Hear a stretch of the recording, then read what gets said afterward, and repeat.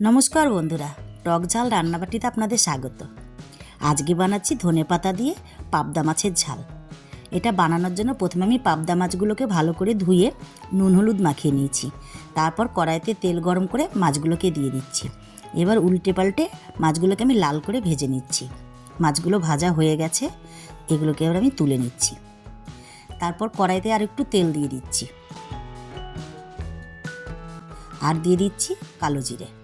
তারপরে দিচ্ছি বেটে রাখা পেঁয়াজ আর আদার পেস্ট, আর দিচ্ছি জিরের গুঁড়ো, হলুদ গুঁড়ো, লঙ্কার গুঁড়ো আর পরিমাণ মতো নুন দিয়ে মশলাটাকে এবার ভালো করে কষে নেব।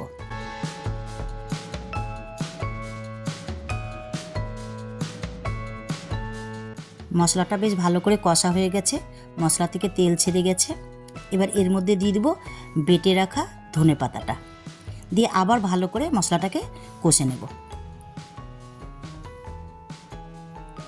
বেশ ভালো করে নাড়াচাড়া দিয়ে মশলাটা কষতে হবে, নাহলে কড়াইয়ের নিচে লেগে যাবে।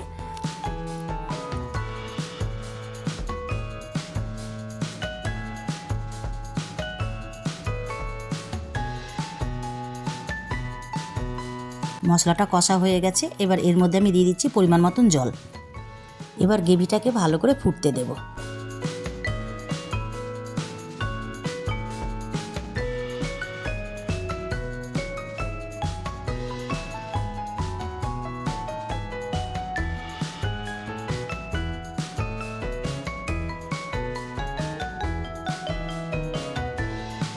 গ্রেভিটা বেশ খানিকক্ষণ ফুটে গেছে, এবার এর মধ্যে আমি মাছগুলো দিয়ে দিচ্ছি, দিয়ে মাছগুলোকে ভালো করে নাড়াচাড়া করে নেব।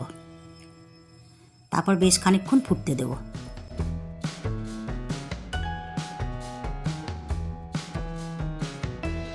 গ্রেভিটা যখন একদম মাখা মাখা হয়ে যাবে তখন এটাকে নামিয়ে নেব।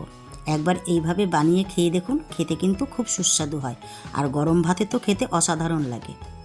ভিডিওটি ভালো লাগলে লাইক শেয়ার কমেন্ট করবেন, আর অবশ্যই চ্যানেলটিকে সাবস্ক্রাইব করে দেবেন।